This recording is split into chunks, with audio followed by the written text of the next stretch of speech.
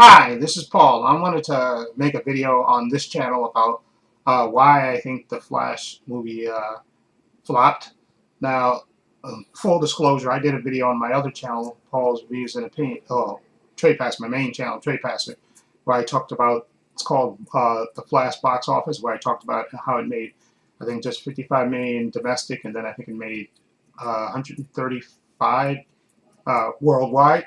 And of course, this movie had to make, I think, at least $125 million, according to the experts, to stand a chance of making a profit. And of course, it did way below that. And on my other channel, I talked about more, I guess, more about the DCU going forward. But I guess on here, I guess there's several reasons. And the first reason I think primarily is the Ezra Miller factor, which I didn't think it was as serious as it was, but it actually was, and people were kind of stuck in their opinions about him. And because you remember all the stuff where the movie, I think after the movie was filmed and stuff, all that stuff came out, all these his attacks in Hawaii and all that other stuff, all that stuff came out, and people were dead set on not going to support this movie no matter what. And then Ezra Miller, all that stuff kind of died down. There was no more incidents as far as we know, and as far as everybody knew. I think he was supposed to be in rehab, and then I think there was even a paparazzi picture of him with his mom and stuff. So people thought that he was getting help, and then we started hearing all this positive uh, information about the Flash. Whether that was Warner Brothers, trying to do damage control, which I think a large part of it was them telling the public that the movie was really good, and saying Tom Cruise saw it, James Gunn saw it, said it was the best movie. All these test screenings, they had a bunch of test screenings they did for the movie, and everybody so you know it was good. Word of mouth was good for the movie going forward. So that's why I thought, in my opinion, that the movie would open up big.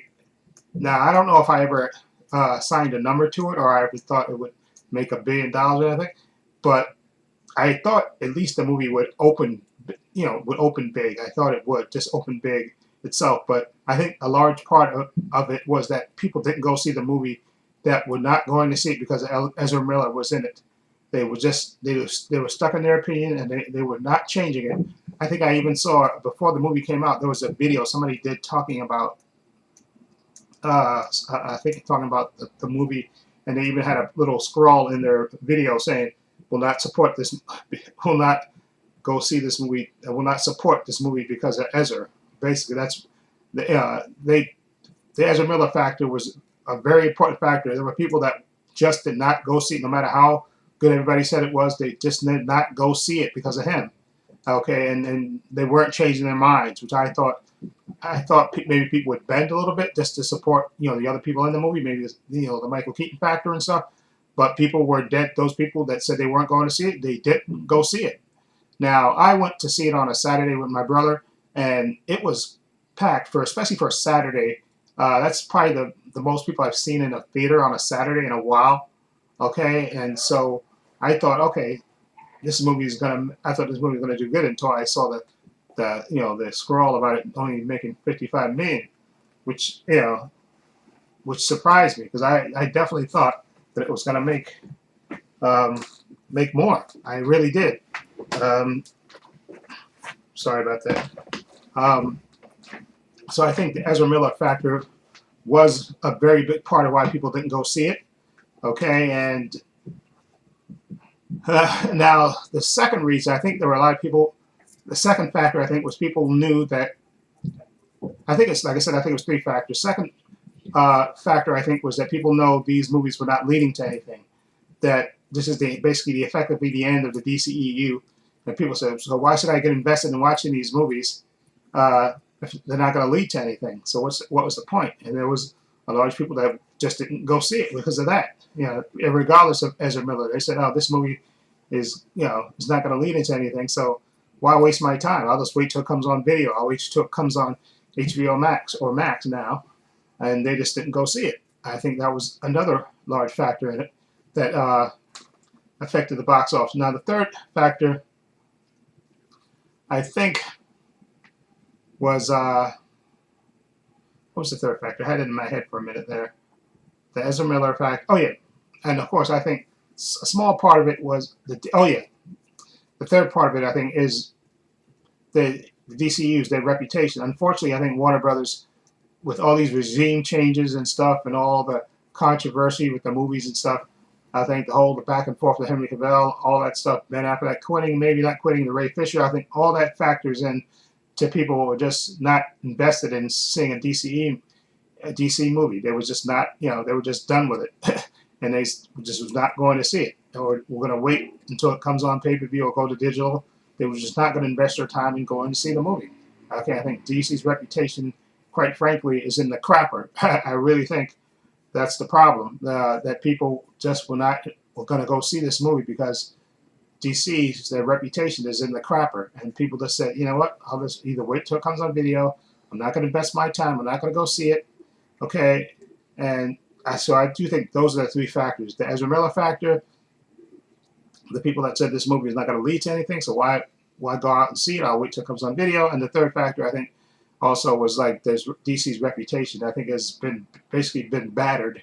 That people just are not invested in seeing a DC movie. They really aren't, because again, a large of the stops and starts with the DC movies and all this stuff, and who's going to be in it, who's not going to be in it.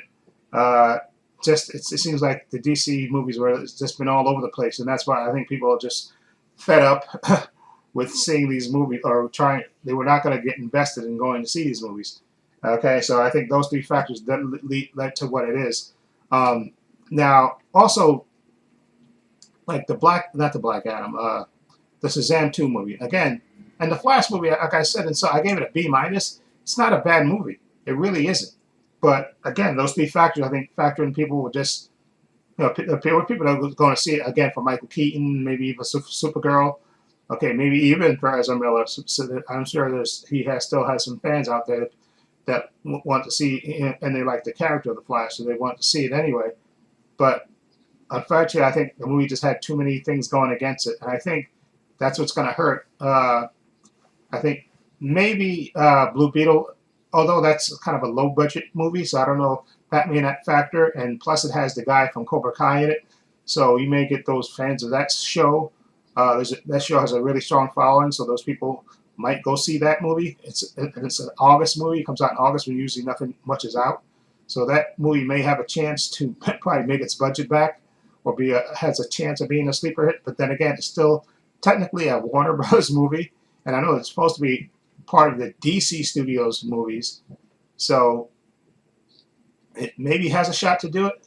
But again, these factors, it has a lot to go against it. Although, like I said, it's a movie it's supposed to be the first movie of the DC Studios.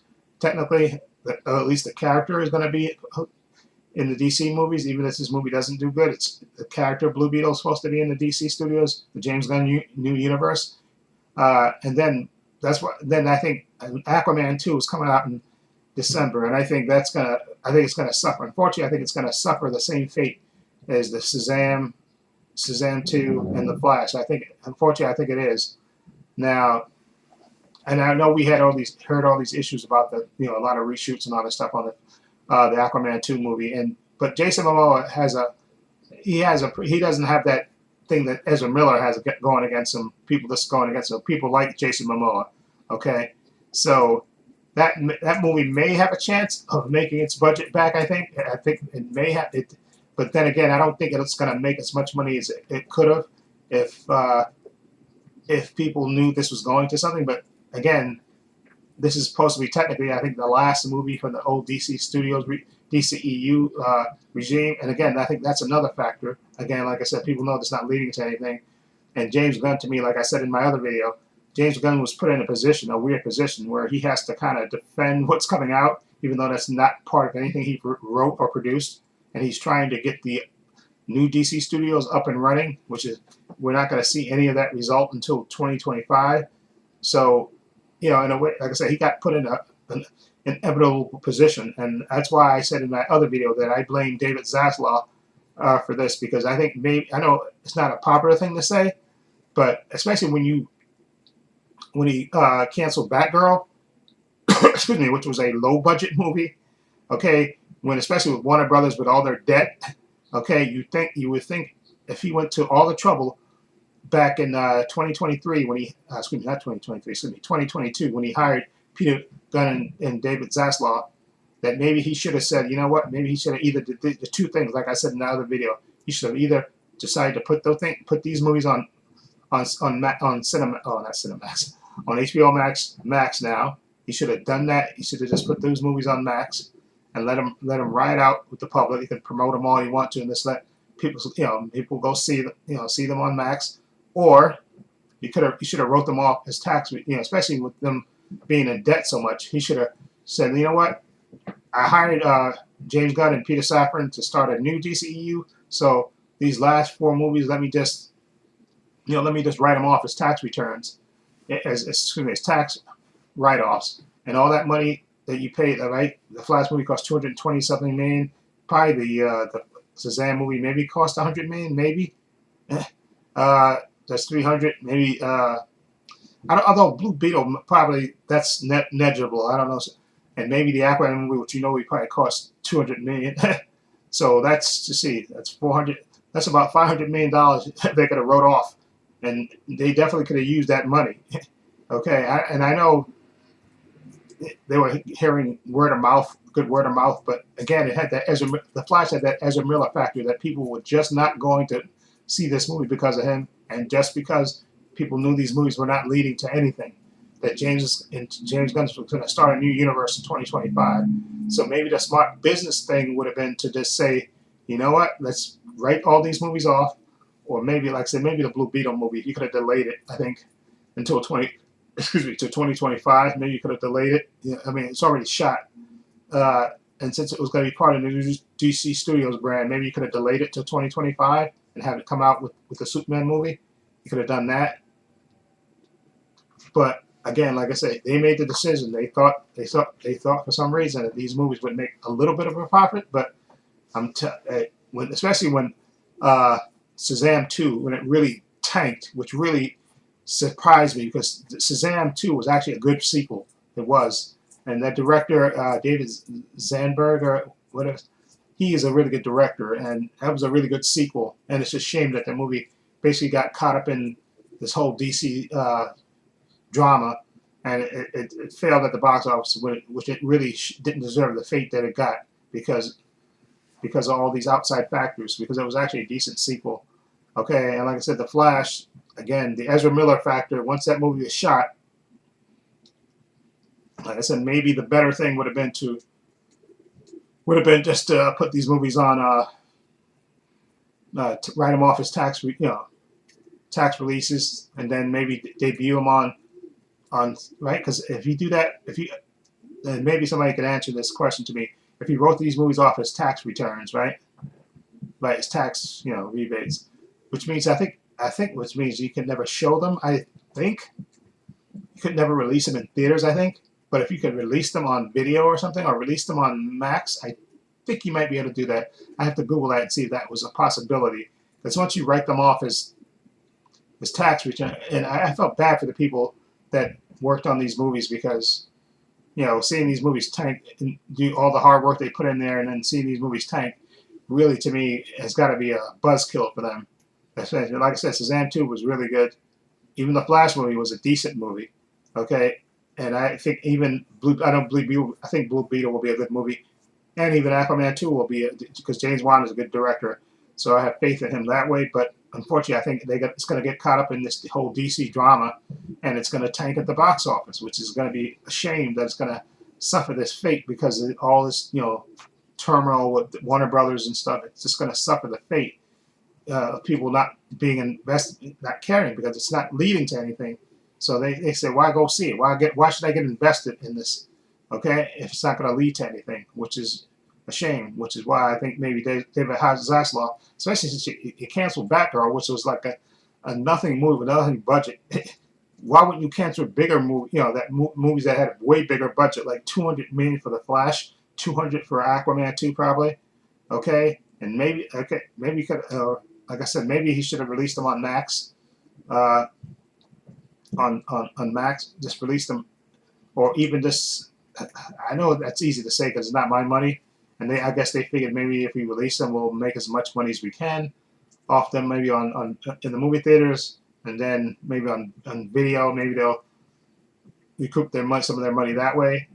Although, like I said, the 500 million, I think they could have saved by writing these movies as writing these movies off as tax returns, as tax write-offs. They could have saved that 500 million that they invested in it, especially once he made the decision to hire James Gunn and Peter Safran. Peter, I'm sorry, but pronounce his name. Maybe he should have that day. That's call him Peter Zaslav. It's David Zaslav, the president. It's Peter Safran. That's his name. I'm sorry. So maybe that would have been a better deal. But like I said, it's not my money, so I'm just kind of spitballing it out here in the open. But I think it might have been the better thing to just write them off, especially since you were going to get new movies in 2025. Maybe you could have just said listen. Although, like I said, maybe he thought maybe 2 years without a superhero movie would have been too much. But look at it. You're gonna go at least 2024, the whole 2024 without a movie or a TV show, because I don't think any of James Gunn's projects are going to start in 2024, unless I'm mistaken. Maybe creature features, maybe that will start in 2024. Maybe some of that. But I think Superman Legacy was supposed to be the first official movie in 2025. So who knows? But like I said, it's unfortunate, and I feel bad for the people that worked on these movies and stuff. It's going to suffer this fate because of Warner Brothers' terrible track record. With going through all these regimes and stuff, that it's going to suffer. It's going to suffer this fate, and I definitely think Aquaman 2 is going to suffer the same fate. Unfortunately, I think Blue Beetle might, because that's movie it's probably cost maybe 80 or 75 million dollars to make. I think probably low budget on the Hollywood scale of stuff. And so I don't know. It may have a small chance if it catches an audience in August, and depending on word of mouth of it, it may. Or then again, it may not. There's a real good chance. So then you get, again, like I said, 4 movies that you released that really suffered at the box office because of DC's reputation, or Warner Brothers' reputation, excuse me. And that's why I don't blame James Gunn for any of it. I know people said Rich ran off for blaming James Gunn. People were trending on Twitter, fire James Gunn and Peter Safran. They haven't done it. Peter Safran, they haven't done anything yet. So that's why would you blame them for these movies? They didn't write or produce any of it. Okay, so I don't blame them for that. You have to judge them, I think, starting in 2025 with Superman and whatever else, the TV shows that they release. I think then you can start judging them on that. But I don't blame that, and I have faith in James Gunn. Look at the last Guardians movie that he produced. It's, I think, made him $50 million right now. It's probably going to make $1 billion again, because James Gunn is a really good director and he's a good writer. And I definitely have faith in his vision. He knows how to do story, and I have faith that he will shepherd this DC Studios forward. I think he will. He has a plan, and I think if Warner Brothers doesn't panic, okay, and let James Gunn put his plan into motion, I think they'll be satisfied with the results, because James Gunn is going to tie everything together. I think he will. And I think these movies will ultimately lead to like a Justice League team-up movie or something. I think what's going to happen, like I said, Superman Legacy will come out, and I think the Authority will be a factor in that movie. And then I think you're going to get that Authority movie where Superman will be in that factor in that movie as well. And you'll get Batman Brave and the Bold. And you'll get all these things that are interconnected. And then I think eventually, due to the Authority, the Justice League is going to have to form. Okay, and I think that's his plan. I think is what his plot is going to be for these movies. So that's why I have total faith in James Gunn and his vision. So again, the Flash, I think, those 3 combinations, I think, really sunk the Flash. The Ezra Miller factor, which even with all the, the press and all the stuff that people were trying to, all the positive energy people were trying to put out there, people were just not going to see that movie because of him. It's unfortunate, but people, were not going to see that movie because of him. Okay? And the second thing, like I said, is people knew that this movie was not leading to anything, and I think a small part of the people is resentful Snyder fans that, again, Henry Cavill got cut out of this movie again, too. So I think that's a part of it, And then I think the third thing is Warner Brothers' bad reputation. That all these wacky changes and stuff. People are just fed up with Warner Brothers. and then they don't want to get invested in it.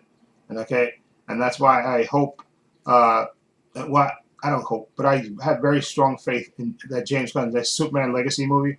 I think that's going to be a really good movie. I just have faith that James Gunn is going to produce a really good version of Superman. And that's going to probably be one of the best Superman movies that's going to come out. I just have faith that he's going to have that vision. He's going to come implement his plan, and I think that it's going to start with that movie, and it will be a really good movie, I think. Anyway, let me know tell me why you think The Flash bombed at the box office. Feel free to leave those comments down below. Let me know what you think. I have links to my social media in the description box, Facebook, Twitter, Instagram. Also have a link to my main channel, Trepacer, in the description box as well. And you can see that video I did about the Flash box office. Also have a link down below to my Patreon, which is only $5 a month. I have tons of content on there, unedited content, movies, TV shows, the works. Follow the link to those. Check that out. Also, please give this video a thumbs up. Helps the channel, and I truly appreciate it. Also, hit the subscribe button, hit the notification bell, so you know when I upload new content to this channel. And this is Paul saying so long, and take care.